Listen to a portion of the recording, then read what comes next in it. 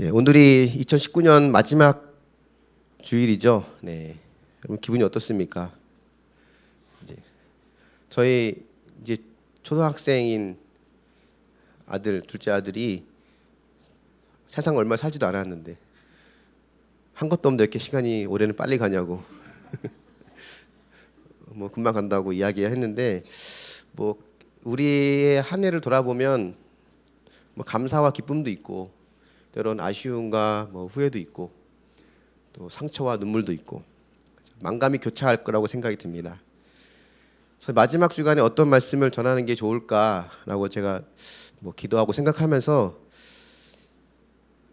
문득 이제 일명 우리가 알고 있는 돌아온 탕자라고 하는 이 누가복음 15장의 이야기를 한번 나누면 좋겠다 생각이 들었어요. 정확히 말하면 이제 15장 11절부터 32절까지의 이야기죠. 그래서 아마 오늘과 다음 주 아마 연이어서 이 본문을 좀 봐야 될 것 같습니다. 이 누가복음 15장은 세 가지의 비유 이야기로 이제 이루어져 있습니다. 첫 번째는 잃은 양을 찾은 목자의 비유. 또 하나는 잃어버린 한 드라크마. 이 드라크마는 화폐의 단위거든요. 잃어버린 한 드라크마라고 하는 동전을 찾은 여인의 비유. 또 잃어버린 아들을 되찾은 아버지의 비유. 이 세 가지 이야기가 들어있는데 이 세 가지에는 공통점이 있죠. 뭐냐면 뭔가를 잃어버렸다가 찾았다는 이야기예요. 이 이야기를 예수님이 이 시점에서 왜 하게 된 걸까라고 하는 배경을 좀 보려면 1절, 2절 말씀을 좀 볼 필요가 있습니다. 우리 1절, 2절 말씀 같이 읽어볼까요? 시작. 모든 세리와 죄인들이 말씀을 들으러 가까이 나아오니 바리새인과 서기관들이 수군거리되 이 사람이 죄인을 영접하고 음식을 같이 먹는다 하더라. 예수님이 세리와 죄인들 이들과 이야기하고 또 식사도 같이 하고 근데 그런 모습을 보고 바리새인과 서기관 당시의 종교인들이 이제 수근수근 거리는 모습이 1절과 2절의 모습입니다. 근데 이 장면은 예수님이 가시는 곳마다 늘 있던 장면이었어요. 예수님 주변에는 늘 두 부류의 사람이 있었습니다. 한 부류는 세리와 죄인들, 또 한 부류는 바리새인과 서기관들. 이 두 종류의 사람들을 앞에 놓고 예수님이 지금 잃어버린 양, 잃어버린 드라크마, 잃어버린 아들 이 이야기를 하고 계신 거예요. 그럼 이 이야기를 듣는 사람들은 도대체 누구를 잃어버렸다는 것일까? 여기에 잃어버린 사람들은 누구를 향해 하는 말일까라고 하는 생각을 하게 될 겁니다. 여기 잃어버린 사람들은 과연 세리와 죄인들을 두고 하는 말일까? 아니면 바리새인과 서기관들을 두고 하는 말일까?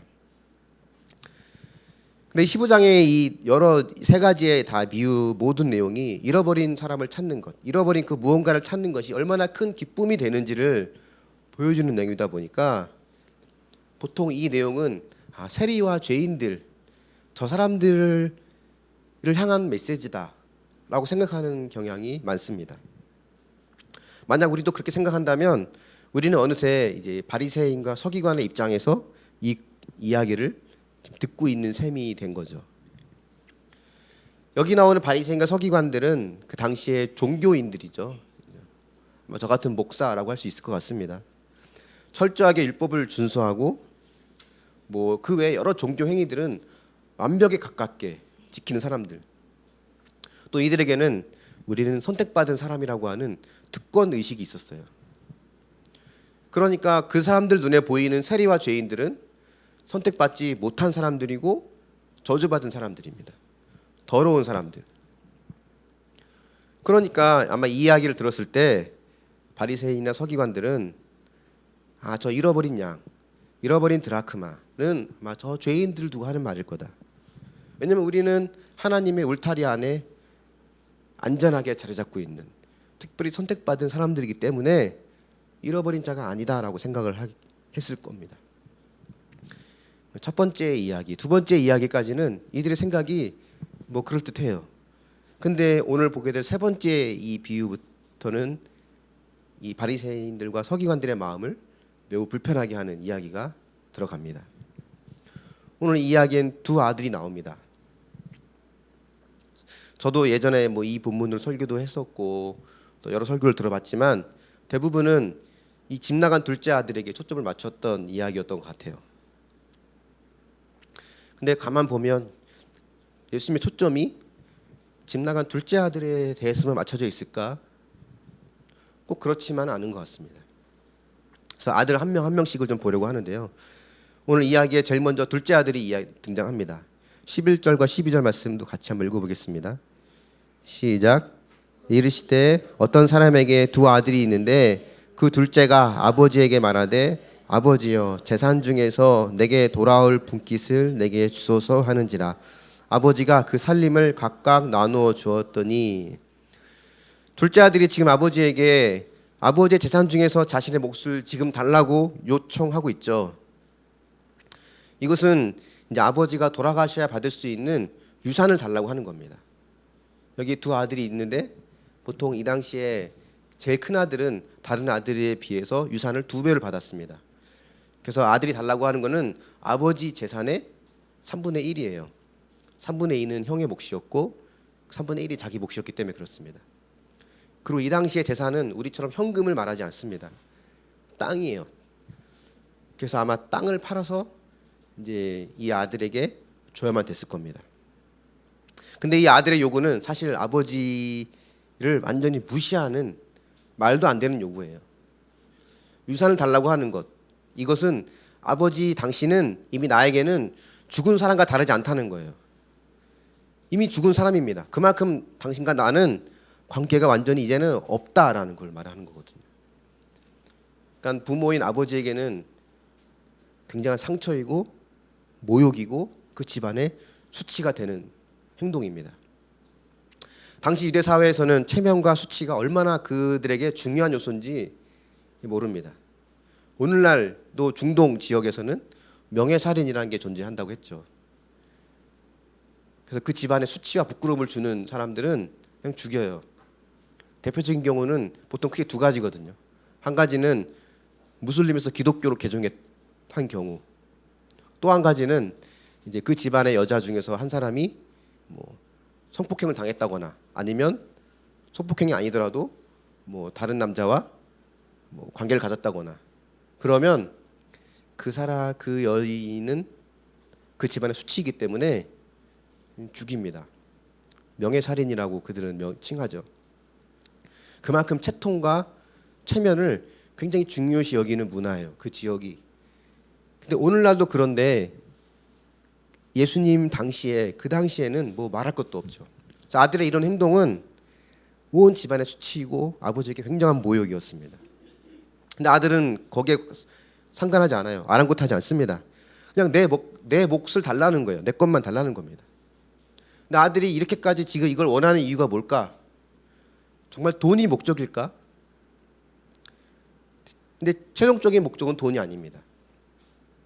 만약 돈이 목적이었다면 어떻게든 아버지 곁에 더 오래 있어야죠. 여러분의 부모님이 만약에 강남의 빌딩이 막 여러 채 몇 대씩 있는 갑부였는데 그러면 우리가 명절 때 찾아가고 주중에 수시로 통화하고 어떻게든 아버지랑 부모님이랑 가깝게 지내려고 하지 않겠어요? 또 어떤 경우는 또 모시고 살려고 할 수도 있죠. 그래야 내 지분이 커지니까. 돈이 목적이었으면 아버지 곁에 머물려고 했을 겁니다. 어떻게든. 근데 진짜 목적은 돈이 아니라 돈을 가지고 하고 싶은 그 무언가가 있었어요. 그것이 뭐였냐면 아버지를 떠나서 아버지 없이 자유롭게 살고 싶은 마음이었습니다. 단순히 돈만 원한 것이 아니라 아버지와 관계를 단절하고 아버지 없이 내 마음대로 살고 싶은 그 마음이었죠. 그래서 이 둘째 아들의 모습은 하나님 없이 제멋대로 살아가는 그 사람들의 모습을 대변한다고 볼 수 있어요. 그래서 예수님 주변에 있는 사람들 중 2부류가 있다고 했죠. 아마 그 중에서 죄인과 세리들, 보통 성경의 복음서에 보면 창녀와 세리로 취급을 하는데 이 죄인과 세리들이 이 둘째 아들의 모습과 같다라고 볼 수 있겠죠.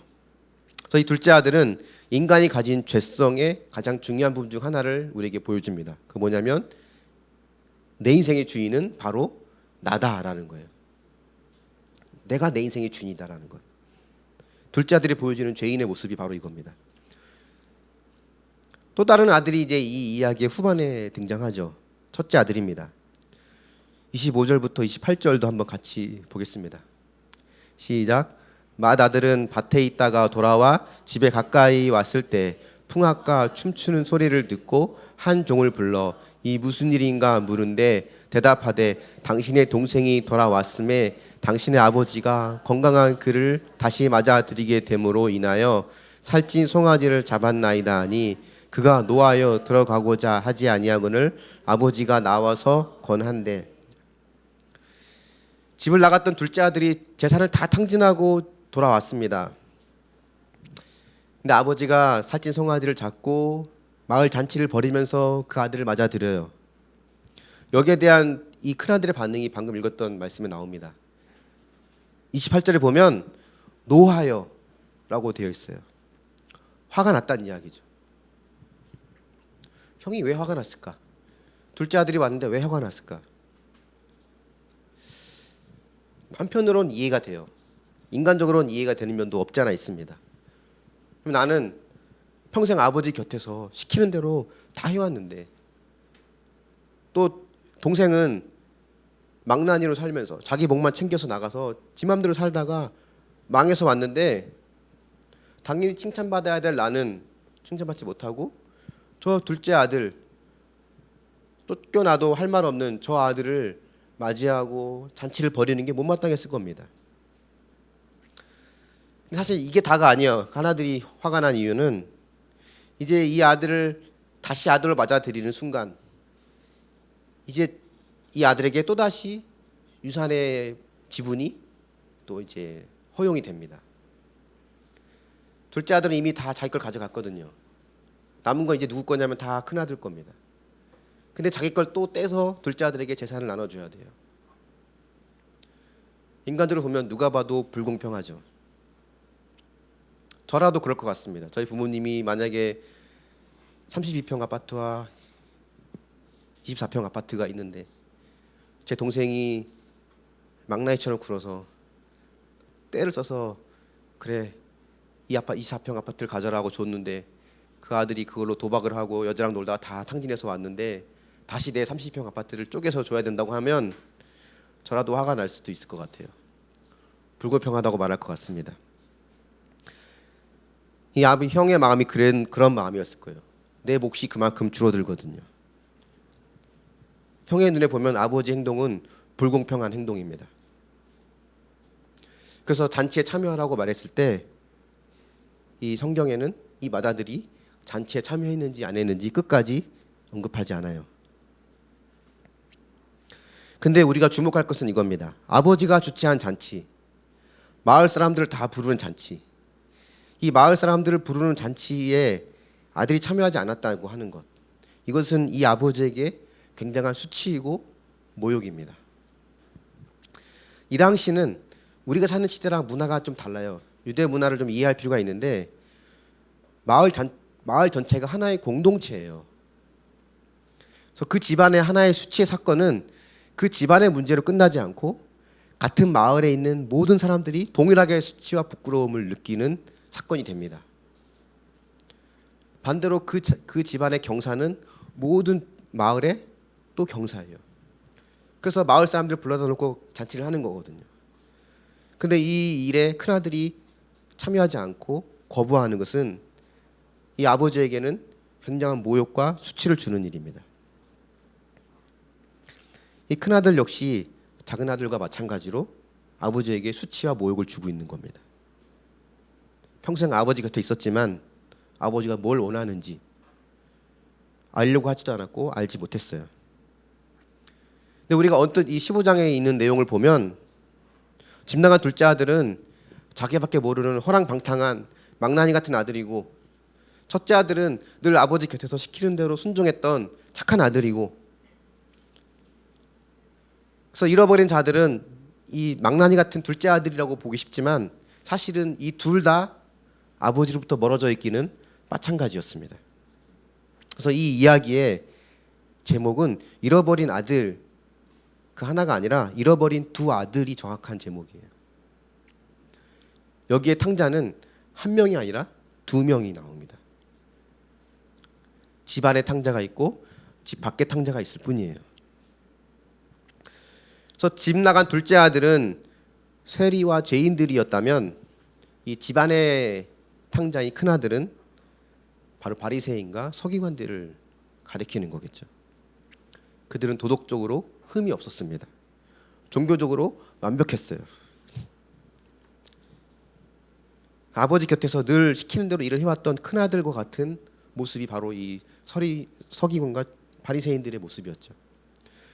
이 첫째 아들이 보여주는 우리 인간이 가지고 있는 죄성의 또 다른 면, 그게 뭐냐면 나는 당연히 자격이 있다라는 겁니다. 난 당연히 자격을 갖춘 사람이라. 나에겐 당연히 권리가 있다라는 것. 이게 인간이 가지고 있는 죄성 중에 하나예요. 큰아들의 마음을 대변하는 말이 29절에 나옵니다. 29절 같이 한번 읽어볼까요? 시작. 아버지께 대답하여 이르되 내가 여러 해 아버지를 섬겨 명을 어김이 없거늘 내게는 염소 새끼라도 주어 나와 내 벗으로 즐기게 하신 일이 없더니. 여기 중요한 말, 아들이 한 말 중에 대표 중요한 말이 나옵니다. 나는 여러 해 아버지를 섬겨 명을 어김이 없거늘. 나는 여러 해 동안 아버지를 섬겨서 명을 어긴 적이 없기 때문에 이 잔치의 주인공이 될 사람은 저 허랑방탕한 동생이 아니라 바로 내가 되지 않겠냐는 거예요. 이런 나에게는 염소 새끼 한 마리 준 적 없으면서 왜 저 아들에게는 소 한 마리, 소를 잡으면서까지 잔치를 하냐고 이야기하는 겁니다. 아버지 지금 뭔가 불공평합니다. 아버지 뭔가 실수하신 거예요. 이 말을 지금 큰아들이 하고 있는 겁니다. 상 받을 자격은 저 동생이 아니라 바로 나 아니겠습니까? 이건 정확하게 지금 바리새인과 서기관들의 생각을 짚어내신 겁니다. 근데 여러분 아십니까? 우리도 수없이 하나님께 그 고백을 해요.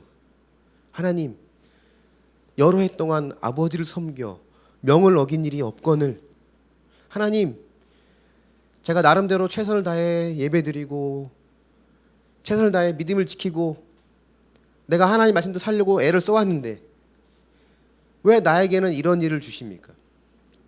이런 상과 은혜는 왜 나에게 주지 않고 왜 저런 사람들에게 주십니까?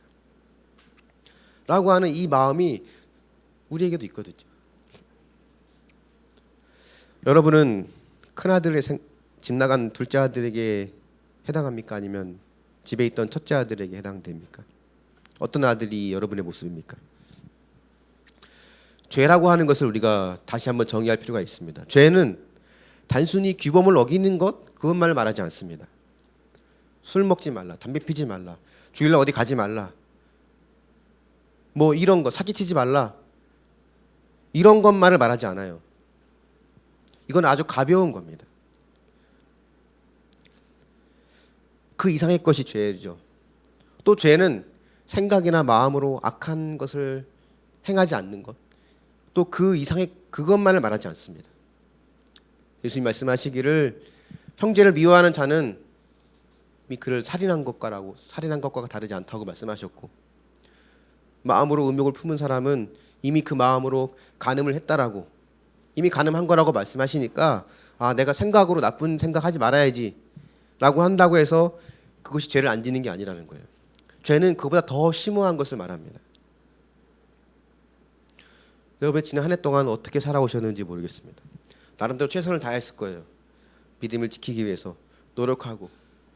하지만 내가 하나님께 아무리 충성하고 노력을 다했어도 스스로 내가 하나님 노릇을 했다 하기 위한 것이었다면 그것이 죄가 됩니다. 그렇게 드린 예배, 그렇게 드린 나의 모든 신앙생활, 그게 죄라는 거예요. 저는 전형적인 첫째 아들에 가까운 것 같습니다. 처음엔 제가 둘째 아들의 모습이라고 생각했거든요. 왜냐하면 저는 고등학교 때부터 신앙생활을 시작했다고 말씀드렸잖아요. 그 전까지는 교회 다니는 애들과 싸우는 걸 좋아했어요. 논리적으로 따지면서 성경이 말이 되냐, 교회 다니는 사람들 비난하고 때로는 조롱하고. 그러다 이제 고등학교 2학년 때 이제 신앙생활 시작하면서 교회 밖에 있던 제가 교회 안으로 들어왔으니까 돌아온 탕자 라고 생각을 했죠. 근데 점점 신앙생활을 하면서 내가 첫째 아들의 모습이구나라는 것이 보여주기 시작합니다. 어릴 때부터 늘 착하다는 말을 제일 많이 들었어요. 그냥 이 첫째 아들의 고백처럼 여러 해 동안 아버지를 아버지를 섬기면서 명을 어긴 일이 없었어요. 늘 애들이 하는 그 흔한 문제집값 한번 땡땡이도 안 쳤습니다. 그냥 고지고대로 다 얘기해서 잔돈 다 주고 그랬어요. 믿지 않는 부모님의 반대를 무릅쓰고 교회를 다니다가 신학교까지 갔죠. 목사 안수까지 받았습니다. 또 고등학교 때 했던 신앙생활 했던 교회, 작은 개척교회에서는 뭐 새벽 예부터 밤 늦게까지 온갖 굳은 일은 다 마다하지 않고 했었습니다. 그럼 당연히 하나님이 이런 나를 이뻐해 줘야 되지 않나? 나에게 이런 나에게는 보너스를 줘야 되지 않나? 그런 생각이 있었거든요. 그래서 부모님이 보도 사건이 오고 뭐 여러 가지 어려운 일이 왔을 때 왜 나에게 이러지? 남들은 같은 신학교에서 공부했던 친구들은 다 부모님이 목사님이고 장로님이고 나랑 출발선이 다른데 나는 아직도 믿지 않는 부모님의 반대를 무릅쓰고 신앙생활을 하고 있는데 나보다 한창 앞서 출발하는 그들과 뒤처지 않게 하려면 하나님 나에게 보너스를 줘야 되지 않나? 그런 마음이었거든요. 그래서 이런 첫째 아들의 고백이 늘 내 마음에 있었어요. 내가 여러 해 동안 섬겨 아버지의 명을 어긴 적이 없거늘 왜 나에게는 염소 새끼 한 마리라도 잡아주지 않았느냐라고 하는 말이 늘 나의 고백이었습니다. 사실 근데 이 마음은 하나님도 내 생각대로 움직이고자 하는 교만한 마음으로부터 출발했다는 걸 알게 됩니다. 본문의 큰아들이 누구에게 화를 냈나요? 집 나간 둘째 아들에게 화를 낸 게 아니에요. 아버지에게 화를 냈습니다.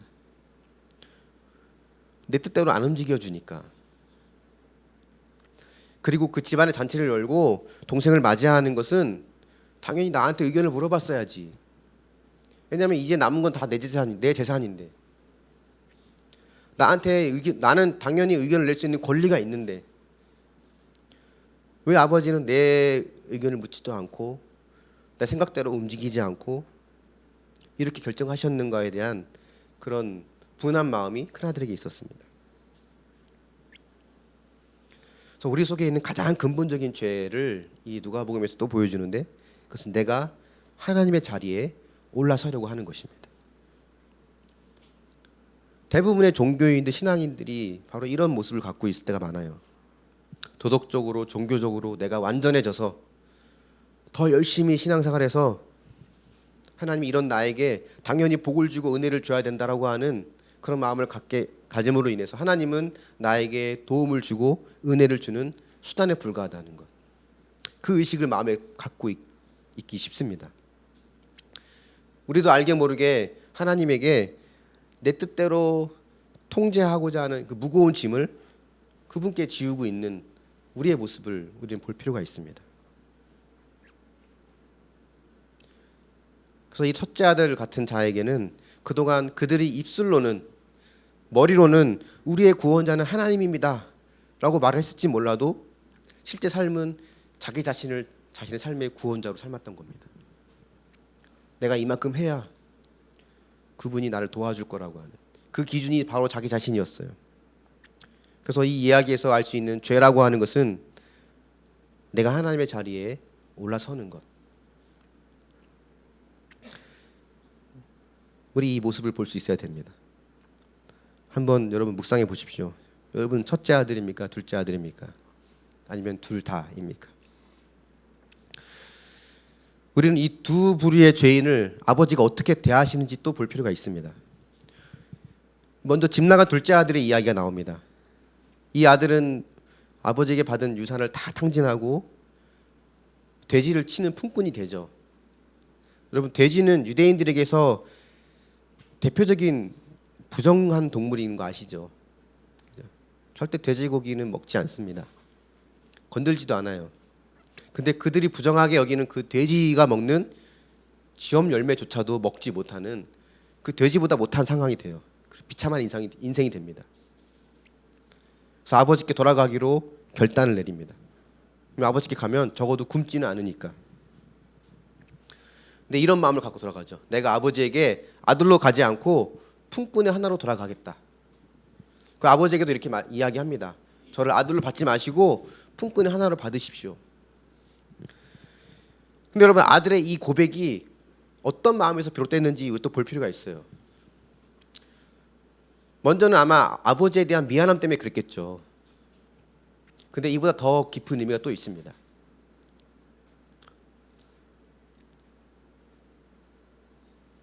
이 아들이 그렇게 고백했던 그 마음에는 자기 힘으로 아버지에게 입힌 손해를 다 갚겠다라고 하는 그 마음이 있었던 거예요. 자기가 입힌 손해는 자기가 책임지겠다는 거예요. 이런 마음으로 터벅터벅 돌아오는 아들을 향한 아버지의 반응, 20절에 보면 이렇게 이야기합니다. 20절 말씀 같이 읽어볼까요? 시작. 이에 일어나서 아버지께로 돌아가니라. 아직도 거리가 먼데 아버지가 그를 보고 치근히 여겨 달려가 목을 안고 입을 맞추니. 멀리서 아들의 모습이 보이니까 아버지가 아들을 향해 뛰어갑니다. 왜 뛰었을까요? 왜? 아버지가 왜 뛰었을까? 보고 싶은 아들이 와서? 오늘날 우리의 문화에서 그렇게 이해되어지는 거고요. 여러분, 유대 사회 문화에서 성인 남성이 절대 뛰지 않아요. 뛸 수가 없습니다. 왜 못 뛰냐면 옷이 지금처럼 이런 바지가 아니에요. 통으로 이렇게 원피스 같은 그런 옷입니다. 여러분, 예수님 관련된 영화 보면 예수님이 바지 입고 다니시는 거 보셨어요? 아니잖아요. 반바지 아니잖아요. 이렇게 긴 바닥까지 끌릴 수 있는 옷이거든요. 뛰려면 어떻게 해야 돼요? 이거를 말아 올려야 돼요. 하체 속살을 보이고 달려야 됩니다. 체면과 체통이 중요한 이 유대 문화에서 절대 있을 수 없는 일이에요. 아버지는 그 수치와 누군가 봤으면 조롱했을 거예요. 근데 그 수치와 조롱을 감당하면서까지 뛰어갑니다. 그 뛴 이유가 이 유대 사회에는 히브리 말로 케자자라고 하는 의식이 있었습니다.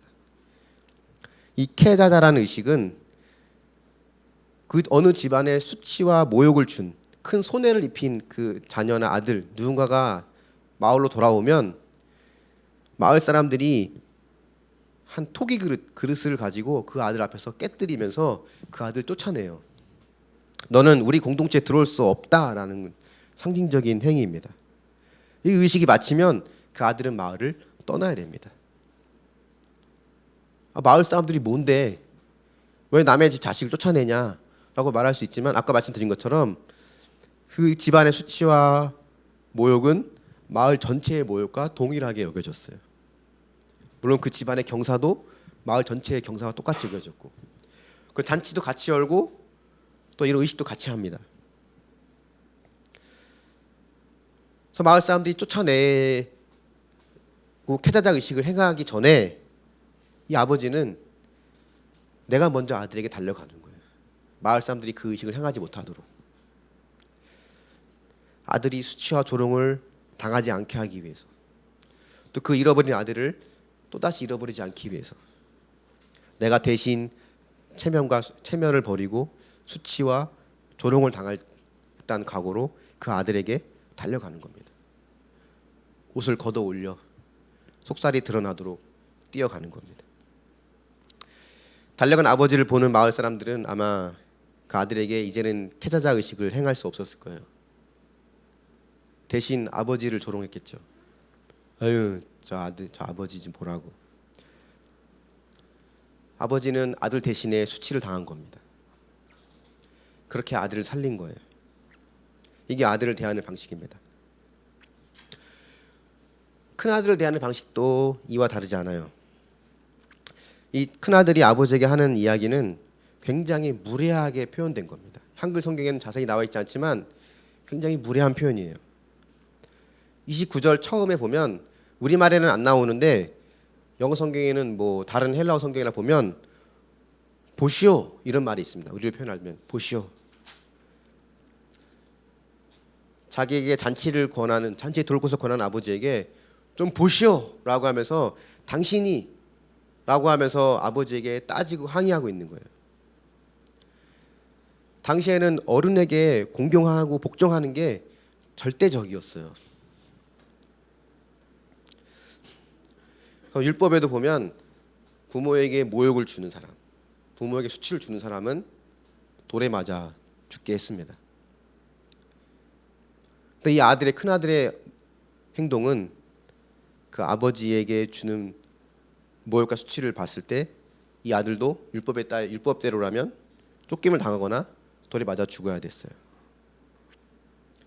왜냐면 이 아들도 지금 아버지를 공개적으로 모욕하고 있는 거거든요. 근데 이 아들에게 아버지가 어떻게 말씀하시냐면 28절에 보니까 아버지가 나와서 권한대라고 하는데 31절에는 너는 항상 나와 함께 있으니 내 것이다 네 것이다. 영어 성경에 보면 my son 이란 말이 들어갑니다. 내 아들아. 이렇게 무리하게 구는 아들, 대놓고 반항하고 공개적으로 모욕을 주는 아들은 내쫓아서 연을 끊는 게 당연하거든요. 그럼 아버지가 용서해도 마을 사람들이 용서 안 해요. 공동체 의식이 워낙 강했던 시대니까. 아버지가 당한 수치와 모욕은 마을 전체가 당한 수치와 모욕과 동일합니다. 그러니까 둘째 아들도 캐자작 의식을 통해 쫓을 수 있고 첫째 아들도 마을 사람들이 쫓아낼 수 있는 거예요. 근데 이 아버지는 내 아들아 라는 말 한마디로 아버지의 마음을 다 보여줍니다. 이 말 속에는 이게 들어있거든요. 너는 사람들 앞에서 나를 욕되게 했지만 나는 너를 잃고 싶지 않다. 그리고 너의 동생도 잃고 싶지 않다. 나는 너도 내 잔치에 참여했으면 좋겠다. 선택은 너의 몫이니 어떻게 하겠느냐. 부드럽게 아들에게 손을 내밀어 주고 있는 겁니다. 이 두 아들을 대하는 아버지의 방식은 사실은 동일해요. 수치와 모욕은 내가 당할 테니 너는 이 잔치에 참여하여라는 겁니다. 네가 당할 수치와 모욕은 내가 당할 테니 너는 수치와 모욕을 당하지 말고 내 안으로 오라는 거예요. 이 15장의 내용은 이 첫 번째 형이 어떤 선택을 했는지 끝까지 언급하지 않습니다. 그 이유는 이 이야기가 세리와 죄인들을 향한 메시지가 아니라 바로 지금 이 이야기를 듣고 있는 바리새인과 서기관들을 향한 메시지이기 때문에 그렇습니다. 그래서 이 본문이 구원이 무엇인가를 또 보여줘요. 아까 죄가 무엇인가를 보여줬다면 이제는 구원이 무언가를 보여줍니다. 구원이라고 하는 것은 내가 대신 대가를 지불함으로 너는 구원받는다. 이게 성경이 말하는 구원입니다. 품꾼으로 돌아가서 아버지에게 입힌 손해를 자기 힘으로 갚으려고 하는 둘째 아들. 또 나는 늘 내 아버지 옆에 있었기 때문에 나에게는 당연히 권리가 있다고 생각하는 첫째 아들. 이 둘 다 자기 힘으로 구원을 이루려고 하는 어쩌면 우리들의 모습을 보여준다고 할 수 있습니다. 둘 다 자기 자신을 구원자로 삼는 거예요. 하지만 아버지는 둘 다 포기하지 않았습니다. 둘 다 아버지를 떠난 탕자하지만 아버지는 둘 다 포기하지 않았어요. 아버지가 택한 방법은 내가 이들이 당할 모욕과 수치를 대신 당함으로 이들을 내 잔치에 들어오게 하겠다는 겁니다. 이 이야기는 이런 예수님의 구원 방식은 이사야에도 예언이 되어 있습니다. 한번 같이 읽어볼까요? 시작. 그가 찔림은 우리의 허물 때문이요 그가 상함은 우리의 죄악 때문이라. 그가 징계를 받음으로 우리는 평화를 누리고 그가 채찍에 맞음으로 우리는 나음을 받았도다. 그가 나를 대신에 찔리고 그가 나를 대신에 채찍에 맞음으로 우리가 용서받고 평안을 누리고 나음을 입었습니다. 이게 예수님이 우리에게 보여준 모습이고 이 이야기에서 아버지가 두 아들에게 행한 모습입니다. 한번 묵상해 보십시오. 내 힘으로 만족과 구원을 얻으려고 하지 않았습니까? 내가 만족스러워할 때 또는 불안해할 때는 언제입니까? 그리고 그 기준이 무엇입니까? 오늘 말씀의 결론을 맺어보겠습니다. 오늘 한 해를 마무리하면서 한번 우리 삶을 좀 더 깊이 돌아봤으면 좋겠어요. 탕자의 내용에 정말 중요한 이야기가 다음 주에 또 나옵니다. 사실 그게 그 이야기가 하이라이트거든요. 근데 우리가 이걸 볼 때 내가 올해 얼마나 기도를 많이 했나? 내가 헌금을 얼마나 많이 했나? 예배는 얼마나 잘 참석했나? 성경은 내가 얼마나 봤고 전도는 얼마나 많이 했고 이걸 논하자는 게 아닙니다. 이게 다 중요한 내용입니다. 물론 이거 무시하는 거 아니에요. 절대로. 그 어느 것 하나도 우리가 무시할 수 없습니다. 그걸 무시하는 순간 우리의 신앙은 다시 어린아이 빵점 신앙으로 돌아가는 거예요. 어느 것도 무시해서는 안 돼요. 다 중요한 것들입니다. 하지만 우리가 더 중요하게 여겨야 될 것은 뭐냐면 올해는 내가 잘 못했기에 내년엔 더 열심을 내면 하나님이 올해 내 힘들었던 부분을 내년에는 잘 해결해 주겠지. 만약 그렇다면 어쩌면 우리는 이젠 내가 품꾼으로 돌아가서 내가 입힌 손해를 내 힘으로 갚아야겠다라고 하는 둘째 아들과 다르지 않을 수 있다는 거예요. 그 반대도 마찬가지입니다. 나는 여기 주변에 앉아있는 다른 사람들보다 예배도 더 잘 드리고 신앙생활도 더 열심히 잘 했으니까 당연히 저들에게 없는 특별한 권리가 나한테 있겠지. 당연히 그래야 된다고 생각한다면 우리는 내 뜻대로 움직이지 않는 아버지를 향해 분노하고 있는 첫째 아들과 다르지 않다는 겁니다. 둘 다 내가 구원의 기준이 되기 때문에 그래요. 복음은 그렇게 말하지 않습니다. 복음은 기쁜 소식이잖아요. 그 기쁜 소식은 너 열심히 하면, 너 지금보다 더 잘하면 하나님이 복을 줄 거야. 은혜 줄 거야. 그거 해결해 줄 거야. 그건 복음이 아니에요. 물론 그럴 수도 있죠. 그것도 가능할 수 있습니다. 그건 복음이 주는 결과이지 복음이 아니에요. 성경이 말한 복음은 그분이 다 이루셨다는 겁니다. 그분이 이미 다 이루셨어. 그래서 그 잔치에 참여하느냐 참여하지 않느냐는 나에게 던져진 몫이라는 거예요. 그분이 다 이루셨다는 것을 우리가 알고 그분께 감사하는 마음이 내 마음속에서 예배하고 싶은 마음으로 또 그분의 말씀을 사모하는 마음으로 또 그분께 내 걸 더 드리고자 하는 마음으로 드러나는 것 신앙생활이지, 내가 첫째 아들처럼 아버지의 명을 어김이 없도록 여러 해 동안 섬기는 걸 통해서 당연히 권리를 얻으려고 한다면 우리는 역시 내가 기준이 되어 살아가는 첫째 아들과 다르지 않다는 겁니다. 나를 위해 이 모든 걸 다 이루어 주신 그분의 사랑을 우리가 내년 한 해에는 지금보다 더 흠뻑 받아 누림으로 하나님이 주시는 그 기쁨과 자유함 속에서 하나님께 나의 삶을 드리는 좌우름이 될 수 있기를 예수님의 이름으로 축원합니다. 아멘. 우리 함께 자리에 일어나셔서 또 찬양하며